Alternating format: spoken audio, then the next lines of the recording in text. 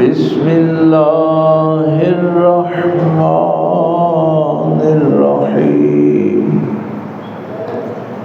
انا ارسلناک شاہدا ومبشرا ونذیرا لتؤمنوا باللہ ورسولہ وتعزروہ وتوقروہ وَتُسَبِّحُوهُ بُكْرَةً وَأَصِيلًا إِنَّ الَّذِينَ يُبَايِعُونَكَ إِنَّمَا يُبَايِعُونَ اللَّهَ يَدُ اللَّهِ فَوْقَ أَيْدِيهِمْ فَمَن نَكَثَ فَإِنَّمَا يَنكُثُ عَلَى نَفْسِهِ وَمَنْ أَوْفَى بِمَا عَاهَدَ عَلَيْهِ اللَّهُ فَسَيُؤْتِيهِ أَجْرًا عَظِيمًا آمنت بالله صدق الله العظيم وصدق رسوله النبي الأمي الكريم ونحن على ذلك من الشاهدين والشاكرين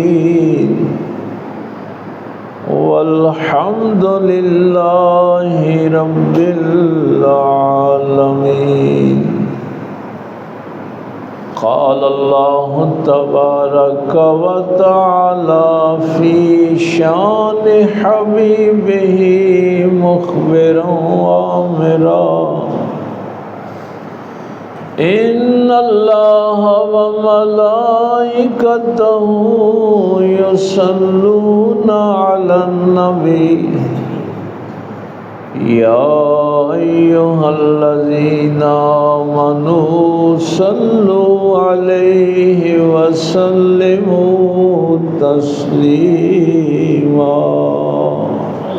اللهم صل على سيدنا مولانا محمد وعلى آل سيدنا مولانا محمد وبارك وسلم اللهم صل على سيدنا ومولانا محمد وعلى آل سيدنا ومولانا محمد وبارك وسلم اللهم صل على سيدنا ومولانا محمد وعلى آل سيدنا ومولانا محمد وبارك وسلم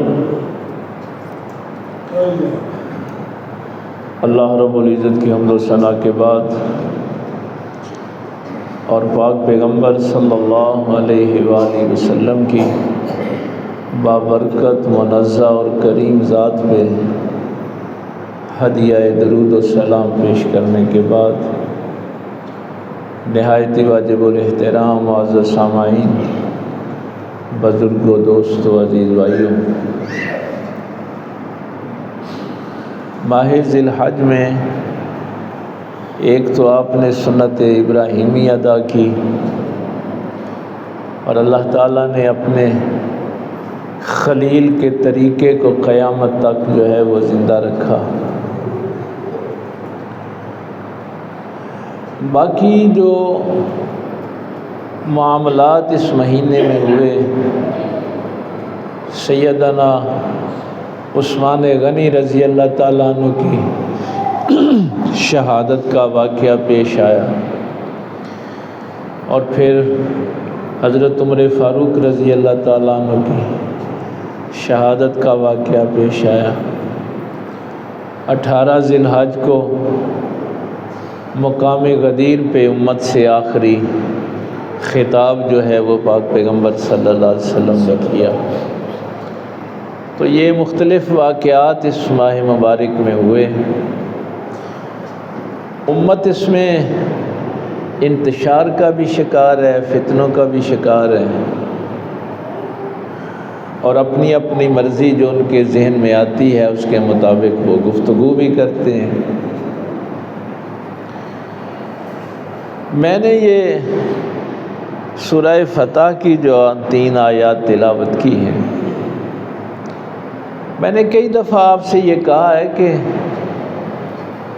اگر آپ کا اختلاف ہو گیا ہے تو آپ اپنے علم میں اضافہ کریں۔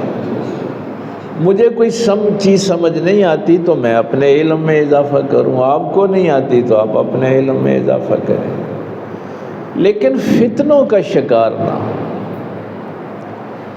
کوئی بھی چیز آپ کو ملتی ہے آپ اس قرآن کے ساتھ ملا کے دیکھ لیں، اگر اس کے مطابق ہے تو قبول کر لیں، نہیں ہے تو نہ قبول کریں۔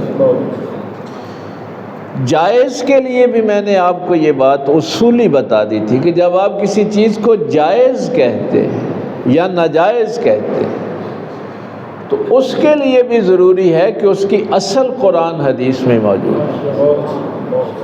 اگر قرآن حدیث میں کتاب و سنت میں وہ موجود ہے تو ٹھیک ہے، اس کے مطابق عمل کر لیں، نہیں ہے تو اس کو ناجائز قرار دے دیں۔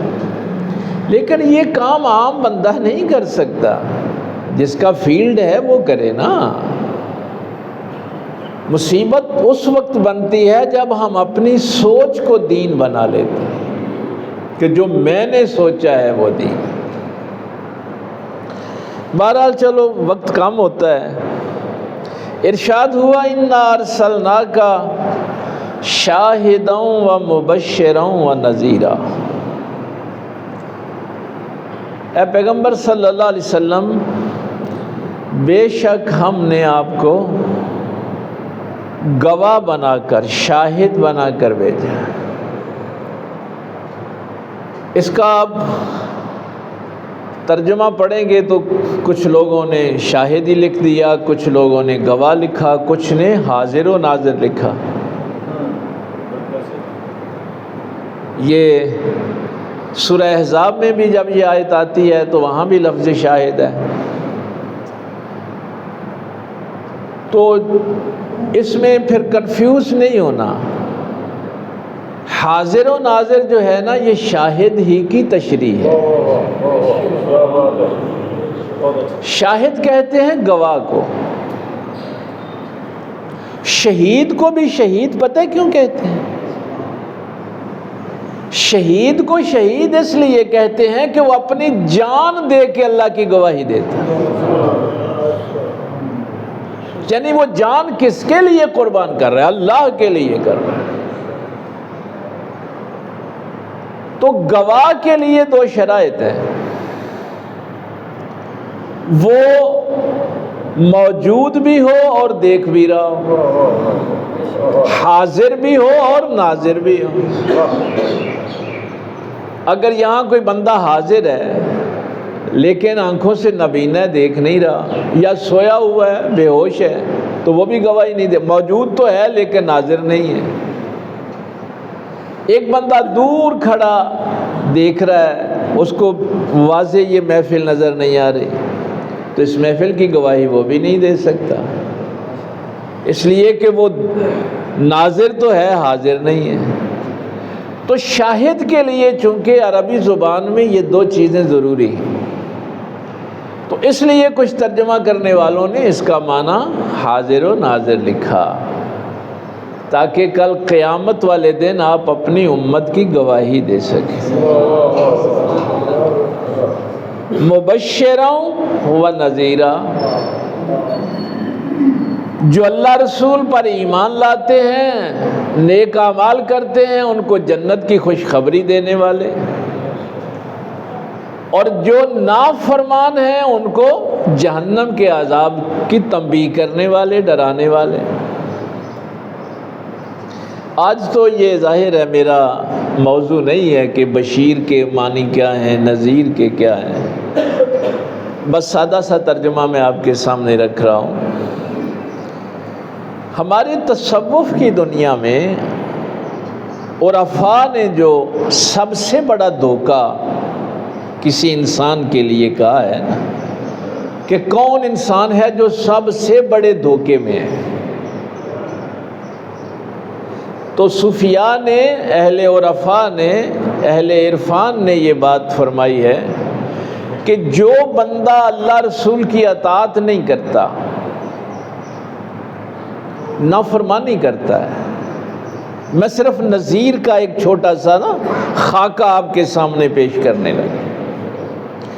مثلا ملاوٹ کرتا ہے، دودھ میں پانی ملاتا ہے، ہزاروں بچے بیمار ہو جاتے ہیں، تنگ کرتا ہے اللہ کی مخلوق، یعنی اللہ رسول کی نافرمانی کرتا ہے اور اللہ سے رحمت کی توقع رکھتا ہے، وہ ہے سب سے بڑا دھوکے باز۔ یعنی ایک طرف اللہ رسول کی نافرمانی کرنی، مخلوق کے ساتھ زیادتی کرنی، ظلم کرنا، اور پھر کہنا اللہ بڑا غفور الرحیم ہے۔ تو ان کے لیے قرآن نے کہا ہے کہ ان کے لیے نبی بشیر نہیں ہے، ان کے لیے نبی نذیر ہے۔ یہ ہم نے آج کہاں سے یہ باتیں نکال لی ہیں؟ جو رحمت للعالمین پیغمبر ہیں وہ بھی اللہ کے دشمنوں کے لیے بشیر نہیں، نذیر ہیں۔ ہم نے یہ چیزیں چھوڑ دی ہیں، تو اللہ تعالیٰ نے تو واضح فرمایا کہ شاہد ہیں، بشیر ہیں، نذیر ہیں۔ بھیجا کیوں ہے؟ لِتُؤْمِنُوا بِاللَّهِ وَرَسُولِهِ، تاکہ لوگ اللہ پر، اس کے رسول پر ایمان لائیں۔ یہ سارا کام اللہ نے کیوں کیا ہے؟ کہ لوگ اللہ پر بھی ایمان لائیں اور اس کے رسول صلی اللہ علیہ وسلم، واو عاطفہ ہے نا، عطف والی ہے، اللہ اور اس کے رسول، یہ جو ہے ضمیر اس کی طرف پلٹ رہی ہے۔ اب اگلی دو لفظ جو ہیں وہ تو اب آپ بھی کہیں گے میں بھی صاحب ایمان ہوں، میں کہوں گا میں بھی صاحب ایمان ہوں۔ ساری دنیا یہی دعویٰ کرتی ہے نا، خصوصاً کلمہ پڑھنے والے یہی دعویٰ کرتے ہیں۔ میرے اللہ نے کیا بات ارشاد فرمائی، فرمایا وَتُعَزِّرُوهُ وَتُوَقِّرُوهُ، اگر دعویٰ کرتے ہو کہ ایمان لائے ہیں تو پھر میرے نبی کی عزت بھی کرو، جو میرے نبی کی عزت نہیں کرتا وہ جھوٹا ہے، وہ ایمان نہیں لایا۔ وَتُعَزِّرُوهُ، ظاہر ہے عزت میں ساری باتیں آ جاتی ہیں، نہیں۔ وَتُوَقِّرُوهُ، ظاہر ہے عربی زبان کی فصاحت و بلاغت تو پھر بھائی کمال کی ہے، توقیر بھی کرو۔ یہاں میں ایک جاتے جاتے جملہ آپ کو عرض کروں، اس میں بھی مجھے تو ظاہر ہے جو لطف آ رہا ہے وہ چاہتا ہوں آپ تک بھی پہنچا دوں۔ پیچھے ہے لِتُؤْمِنُوا بِاللَّهِ وَرَسُولِهِ، تاکہ لوگ ایمان لائیں اللہ پر اور اس کے رسول پر، لیکن آگے عزت کے لیے پھر واحد کا صیغہ ہے، عزت کرو اس کے رسول کی، اور جب اس کے رسول کی عزت کرو گے تو اللہ کی ہو گئی۔ عزت کی دفعہ یہ نہیں کہا کہ اللہ اور اس کے رسول کی عزت کرو، واحد کا صیغہ استعمال کیا۔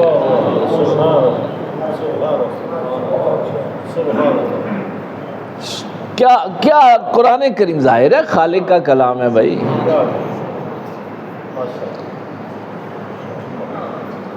پتہ نہیں وہ اس وقت اس بحث کی طرف جانا چاہیے یا نہیں جانا چاہیے۔ کوئی بھی متن ہوتا ہے نا، کوئی تحریر ہوتی ہے، مثلاً آپ کی، چلو اس کو تھوڑی دیر کے لیے ایک سائڈ پہ رہنے دیں، آپ کی دنیا میں بہت سی کتابیں لکھی جاتی ہیں، شاعری کی جاتی ہے، بہت سا ادب تخلیق کیا جاتا ہے، افسانے لکھے جاتے ہیں۔ کوئی بھی تحریر جو لکھی جاتی ہے نا، وہ کسی نہ کسی زمینی حقیقت کے ساتھ جڑی ہوتی ہے۔ میں نے اس لیے کہا تھا کہ شاید اس وقت یہ سنجیدہ، ظاہر ہے کچھ دقیق بحث ہے، آپ سمجھ پائیں یا نہ سمجھ پائیں، یعنی کوئی زمینی حقیقت ہوتی ہے، اس کے متعلق وہ تحریر لکھی جاتی ہے۔ شاعر کسی پھول کی بھی تعریف کرتا ہے نا، شعر کہتا ہے، یا کسی کی حجب کرتا ہے، تو ظاہر ہے کوئی حقیقت سامنے ہے تو اس کو بیان کر رہا ہے۔ تو کلام کا مقصد ہوتا ہے کہ اس حقیقت کو پہچانا جائے جس کے متعلق وہ بات لکھی گئی ہے۔ اگر کلام آسمانی ہو تو اس میں کچھ حقیقتیں آسمانی ہوں گی، کچھ زمینی ہوں گی۔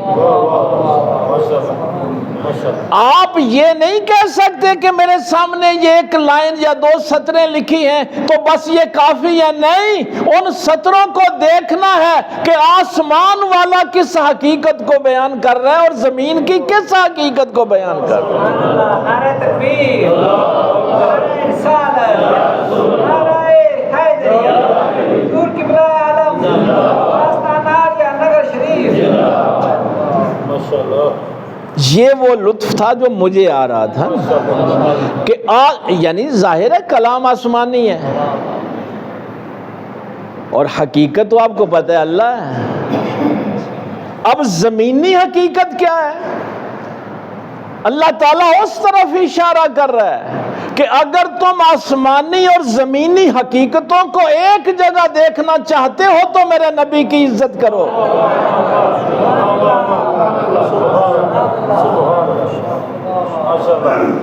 اس پیغمبر کی عزت کے بغیر تم نہ آسمانی حقیقتوں کو دیکھ سکتے ہو نہ زمینی حقیقتوں کو دیکھ سکتے ہو۔ اب شاہد کا بھی پتہ چل گیا، مبشر کا بھی، نذیر کا بھی۔ یہ تو ظاہر ہے ہم ٹائم سپیس کی دنیا میں رہ رہے ہیں، زمان و مکان کی دنیا میں رہ رہے ہیں، تو ہم مجبور ہیں، ظاہر ہے اسی حوالے سے ہم نے گفتگو کرنی ہوتی ہے، انہی چیزوں کو دیکھ کے کرنی ہوتی ہے۔ یہ موضوعات بہت لمبے ہیں، میں صرف ایک اشارہ آپ کو کر دوں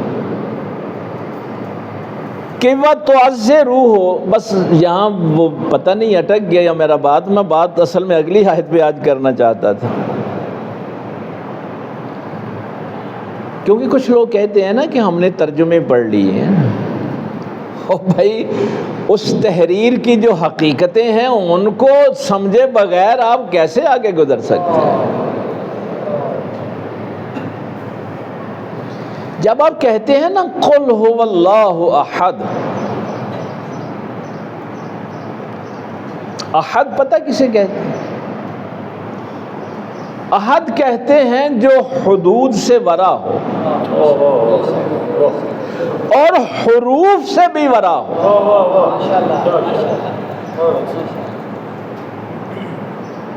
اللہ کی نہ کوئی حدود ہے نہ وہ حروف سے بیان ہوتا ہے۔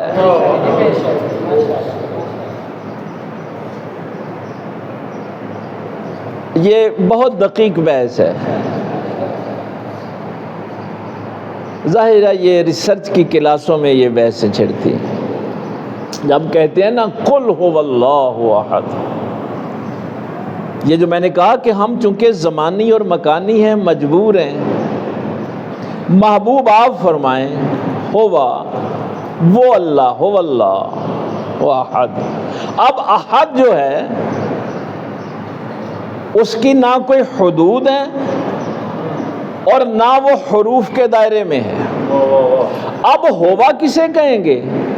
وہ تو اس وقت بھی تھا جب ہا بھی تخلیق بھی نہیں ہوئی تھی، واو کا تو ابھی وجود بھی نہیں تھا، وہ تو اس وقت بھی تھا۔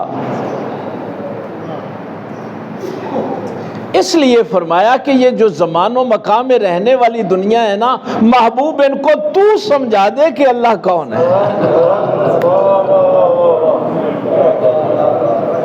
اب سمجھ لگی کہ کیوں اس نے واحد کا صیغہ استعمال کیا ہے کہ عزت کرنی ہے تو میرے رسول کی کرو۔ وہ خدا لامحدود ہے، لامتناہی ہے، اس کی ذات، اس کی صفات، اس کے اسماء، اس کی قدرت، اس کے خزانے، سب کچھ لامحدود ہے۔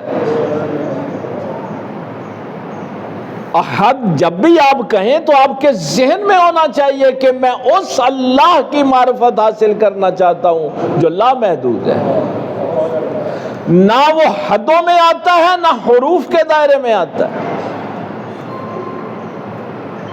اللہ الصمد، اللہ صمد ہے، بے نیاز ہے۔ اب تو آپ ترجمہ کر کے آگے نکل جاتے ہیں نا، لم یلد ولم یولد، یہ تشریح ہے اللہ الصمد کی۔ مثلا آپ کے ذہن میں کیا آیا؟ وہ نہ کسی کا باپ ہے نہ بیٹا ہے، نہ اس نے کسی کو جانا ہے نہ اس کو کسی نے جانا ہے، بس اتنا سا ترجمہ کیا، کیا معرفت ملی آپ کو؟ بے نیاز پتہ کون ہوتا ہے؟ ایسے ہی ساری زندگی ترجمے پڑھتے رہے۔ جو وجود کسی غیر کی وجہ سے ہوتا ہے وہ محتاج ہوتا ہے، یہ ڈیفینیشن ذہن میں رکھنا۔ جو بھی وجود کسی غیر کی وجہ سے ہوتا ہے وہ محتاج ہوتا ہے، بے نیاز نہیں ہوتا۔ میرا وجود میرے والدین کی وجہ سے ہے نا، اسی لیے جب میں کسی بھی دفتر میں جاؤں گا تو وہ کہیں گے اپنی شناخت کروا، تو میں کیا شناخت کرواؤں گا کہ میں فلاں کا بیٹا ہوں، محتاج ہوں نا، اس لیے کہ میرا وجود کسی غیر کی وجہ سے ہے۔ جب اس نے کہا تھا نا اللہ الصمد، وہ بے نیاز ہے، وہ پہچان کے لیے کسی کا محتاج نہیں، اس لیے نہ وہ کسی کا باپ ہے نہ کسی کا بیٹا ہے۔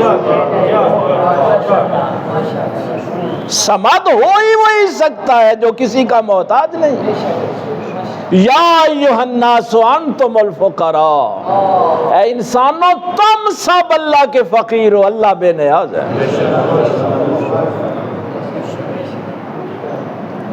لیکن یہ معرفت، جملہ تو یہ بھی ٹھیک تھا، اللہ احد بھی ٹھیک تھا، هو اللہ احد بھی ٹھیک تھا، لیکن وہ لامحدود، اس کو پتہ ہے کہ یہ انسانی عقل کیا مجھے پہچانیں گے۔ عقل تو ویسے بھی پہچان نہیں سکتی، عقل نہیں پہچان سکتی۔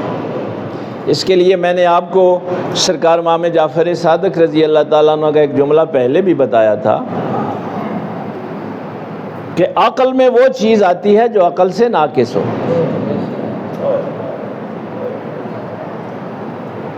حضور مجدد الثانی رحمہ اللہ نے ایک بڑی خوبصورت مثال دی۔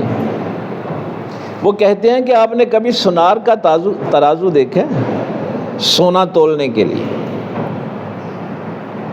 بہت کمال کا ترازو ہوتا ہے جو رتی ماشا تک میجرمنٹ کر دیتا ہے، ملی گرام کی بھی وہ میجرمنٹ کر دیتا ہے۔ لیکن اگر آپ اس ترازو پہ کوئی پہاڑ لا کے رکھ دیں تو نہ وہ ترازو رہے گا نہ میجرمنٹ رہے گی، کچھ بھی نہیں رہے گا۔ عقل میں وہ چیز آتی ہے جو عقل سے ناقص ہو۔ یہ عقل تو چھوٹے چھوٹے اس کائنات کے دلائل دے سکتی ہے، اگر توحید کا بوجھ اس پہ رکھیں گے تو یہ کیا تمہیں بتائے گا؟ یہ ترازو تو اس قابل ہی نہیں ہے۔ اس لیے اس اللہ نے کہا قل هو اللہ احد، محبوب تو کہہ کہ وہ اللہ احد ہے۔ جو پہچانتا ہے اللہ کو وہ گواہی دے نا، وہ کہے، وہ پہچان کروائے۔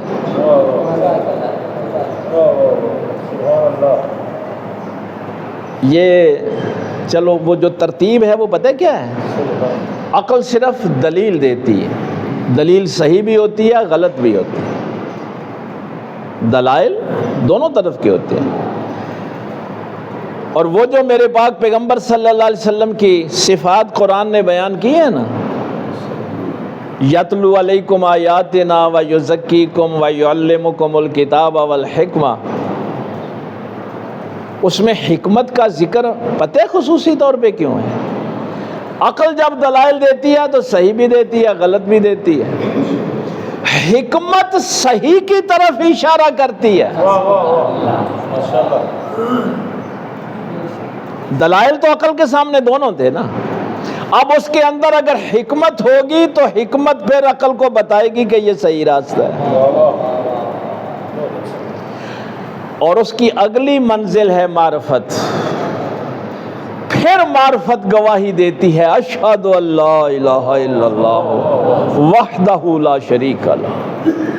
گواہی عقل نہیں دیتی، گواہی معرفت دیتی ہے۔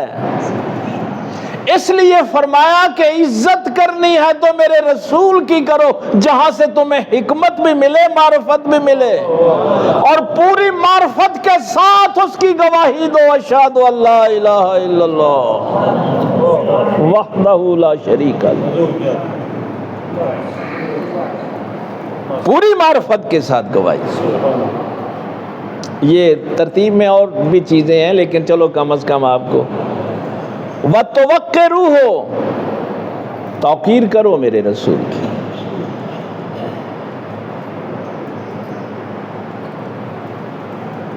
میں ایک جملے میں اگر آپ کو کہوں، عربی زبان میں وَتُعَزِّرُوهُ وَتَوَقِّرُوهُ کا جو اہل لغت نے فرق کیا ہے، آپ کے زبان میں تو توقیر بھی عزت کو ہی کہتے ہیں نا، لیکن یہ ظاہر ہے جامع کلام ہے، اللہ کا کلام ہے، اس میں ہر حرف جو ہے وہ بے مقصد نہیں ہے، بے معنی نہیں ہے۔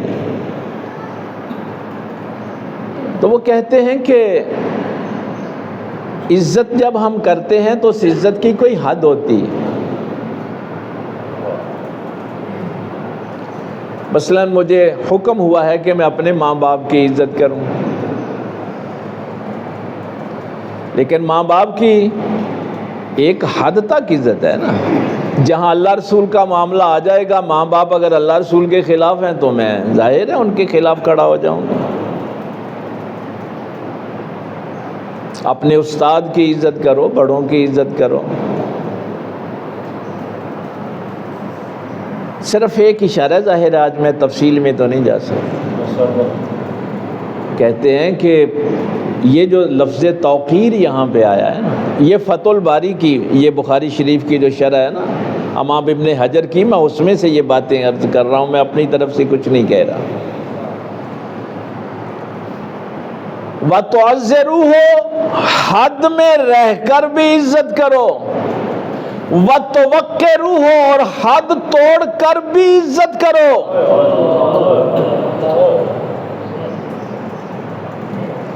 میرے جسم کو پانی لگ جائے مائع مستعمل مکروہ ہے، پیغمبر کے جسم کو پانی لگ جائے تو صحابہ زمین پہ نہیں گرنے دیتے۔ وضو کروانا عزت ہے، وضو کے پانی کو نیچے نہ گرنے دینا توقیر ہے۔ لعاب دہن کو زمین پہ نہیں گرنے دیتے، اور اگر کبھی کوئی نماز پڑھ رہا ہو تو حضور آواز دیں تو نماز توڑ کے جا کے نبی کی بات سنو۔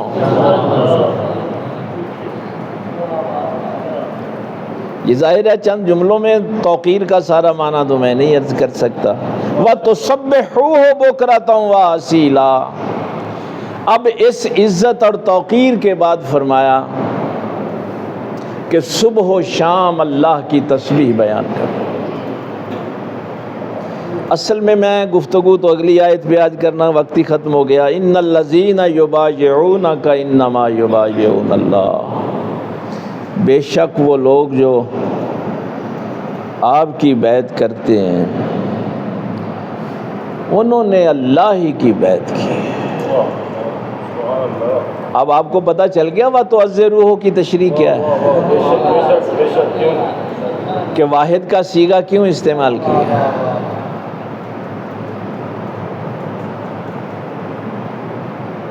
سیدنا عثمان غنی رضی اللہ تعالیٰ عنہ کی میں جتنی بھی شان دیکھتا ہوں، عزت اور عظمت دیکھتا ہوں، جتنا میرا مطالعہ ہے قرآن اور حدیث کا، سیرت کی کتابوں کا، تاریخ کا، مجھے جو سب سے بڑی فضیلت نظر آتی ہے نا، وہ اس آیت میں آتی ہے۔ یہ وہ بیعت ہے جو لی ہی حضرت عثمان غنی کے لیے گئی،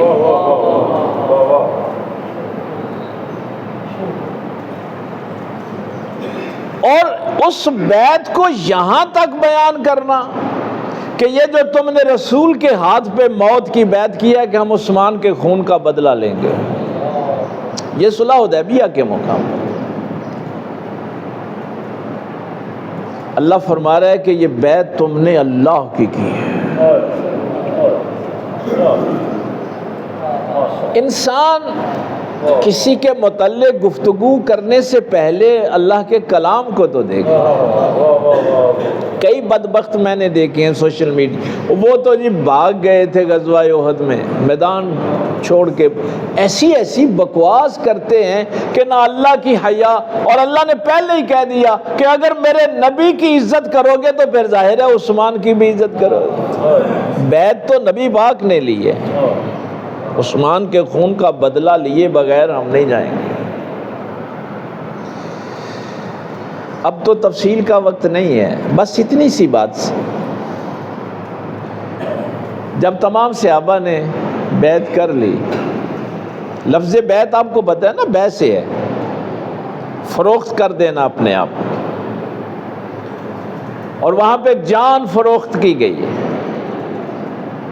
عام اصول یہی ہوتا ہے، ایک بائع ہوتا ہے، ایک مشتری ہوتا ہے، ایک بیچنے والا ہوتا ہے، ایک خریدنے والا ہوتا ہے۔ بیع کا اصول یہی ہے، یا پھر خریدنے والا کسی کو اپنا وکیل بنا دے کہ بھائی میری طرف یہ پیسے لے جاؤ اور بازار سے یہ چیز لے آؤ۔ کیا کمال درجہ ہے، کیا رتبہ ہے حضرت عثمان غنی رضی اللہ تعالیٰ عنہ۔ یہ واحد بیع ہے پوری تاریخ اسلامی میں کہ خریدار کا ذرا تصور کریں کہ ایک ہاتھ رسول اللہ صلی اللہ علیہ وسلم فرما رہے ہیں یہ میرا ہے، اور دوسرے ہاتھ کو فرما رہے ہیں عثمان کا۔ خریدنے والا بھی پیغمبر، بیچنے والا بھی پیغمبر۔ یار اس ہستی کے متعلق کوئی بندہ نیگیٹو چیز سوچ بھی سکتا ہے؟ اس لیے اللہ نے فرمایا کہ اگر ایمان لائے ہو تو پھر عزت بھی کرو میرے رسول کی، عزت نہیں کرتے تو پھر ایمان کی بات بھی نہ کرو۔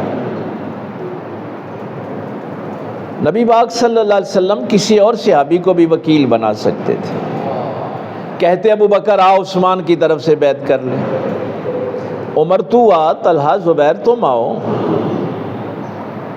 نبی پاک صلی اللہ علیہ وسلم نے کسی اور کو وکیل بھی نہیں بنایا، اپنے ہی دونوں ہاتھ، یہ میرا ہاتھ ہے، یہ عثمان کا ہاتھ ہے۔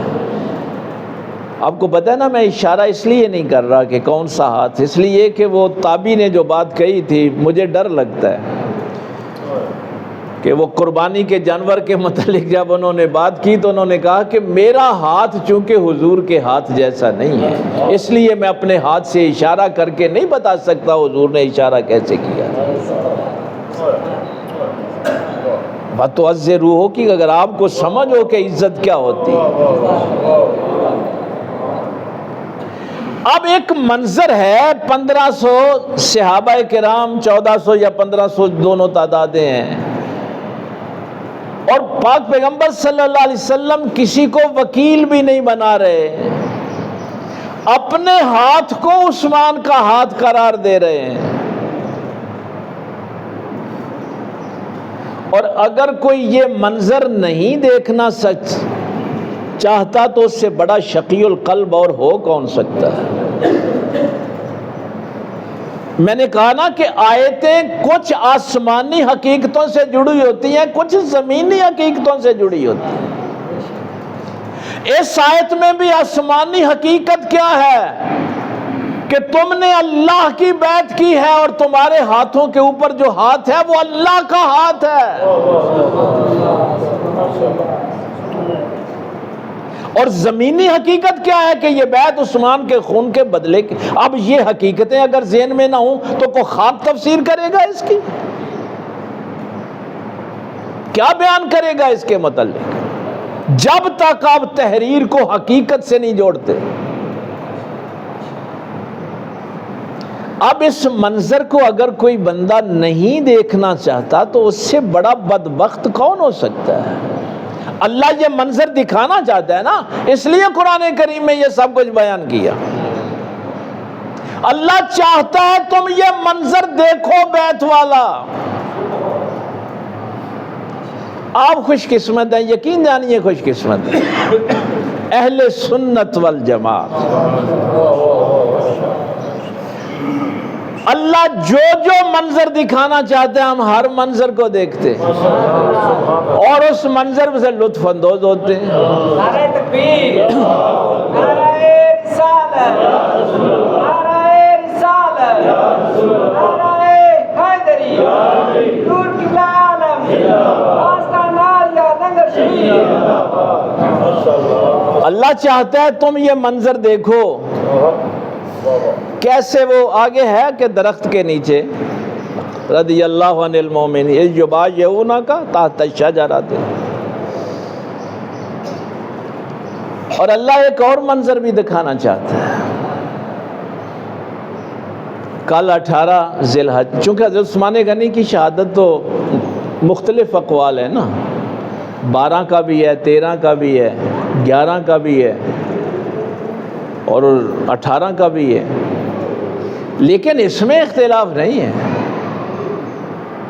10 ہجری 18 ذی الحج مقام غدیر پہ بھی پیغمبر نے ایک منظر دکھایا تھا، اور علی کا ہاتھ پکڑ کے کہا تھا من کنت مولا فہذا علی مولا۔ اب اگر کوئی صلح حدیبیہ والا منظر نہیں دیکھنا چاہتا تو وہ بھی بدبخت، اور جو کوئی غدیر والا نہیں دیکھنا چاہتا تو وہ بھی بدبخت۔ ان دونوں میں کامن چیز کیا ہے؟ ادھر بھی نبی کا ہاتھ ہے، ادھر بھی نبی کا ہاتھ ہے۔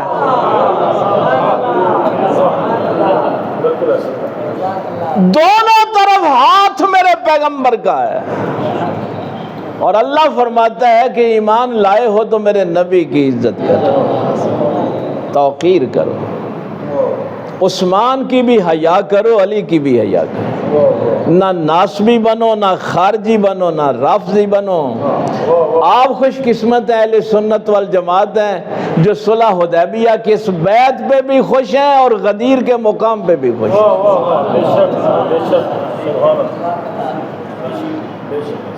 فمن نکسا، ہاں یہ میں ایک بات عرض کر دوں، ید اللہ فوق ایدیہم، وہ جو میں نے کہا تھا نا احد کا معنی، وہ اب آپ کے کام آئے گا۔ اس ہاتھ کی طرف آپ کا دھیان نہ جائے کہ ان ہاتھوں کے اوپر جو ہاتھ تھا وہ اللہ کا ہاتھ تھا، یہ محدود ہاتھ ہے، متشابہات میں سے اگر اس طرف اشارہ دھیان چلا گیا تو انسان کا ایمان ضائع ہو جاتا ہے۔ وہ اللہ کے فضل کا ہاتھ، اس کی رحمت کا، اس کی قدرت کا، اس کی شان کے مطابق اس کا اجرا۔ کئی میں ویکھے نے نا جنہوں نے قرآن کریم کی وہ باقاعدہ علم حاصل نہیں کیا ہوتا، وہ عثمان کا ہاتھ، نبی کا ہاتھ، نبی کا ہاتھ، اور وہ اس ہاتھ کے اشارے کر رہے ہوتے ہیں۔ نہیں، اللہ احد ہے، وہ محدود نہیں ہے، وہ حدوں کے اندر مقید نہیں ہے، وہ لامتناہی ہے، نہ حروف کے اندر آتا ہے نہ حدود کے اندر آتا ہے، اس لیے احد ہے۔ اور عربی زبان میں احد مادہ ہے، اور مادہ قابل تقسیم ہوتا ہی نہیں ہے، یہ بھی بات ذہن میں رکھیں۔ تو آپ اس لیے خوش قسمت ہیں۔ ناسبی وہ ہیں جو حضرت علی کی شان کو کم کرتے ہیں، خارجی وہ ہیں جو حضرت علی کو مسلمان ہی نہیں مانتے، انہوں نے کفر کے فتوے لگائے. اور رافضی وہ ہیں جو علی کا نام لے کے باقی صحابہ کی توہین کرتے ہیں، اور ہم کرتے ہیں نبی کی عزت، اہل سنت والجماعت کو جو اللہ نے حکم دیا. نبی کا تعلق صحابہ سے ہو تو عثمان بھی قابل احترام، عمر بھی قابل احترام، ابو بکر بھی قابل احترام. نبی کا تعلق ازواج مطہرات کے ساتھ ہے تو وہ ہماری مائیں، وہ بھی قابل احترام. اور اگر نبی اپنی چادر میں 5 افراد آ کے اللہم ہؤلاء اہل بیت ہی کہیں تو اہل بیت بھی قابل احترام. اس لیے میں نے کہا کہ تم اہل سنت والجماعت خوش قسمت ہو کہ تم صحابہ کی عزت کرتے ہو تو نبی کی خاطر، اہل بیت کی کرتے ہو تو نبی کی خاطر، امہات المومنین کی کرتے ہو تو نبی کی خاطر. عزت اصل میں اللہ نے کہا ہے کہ میرے رسول کی کرو.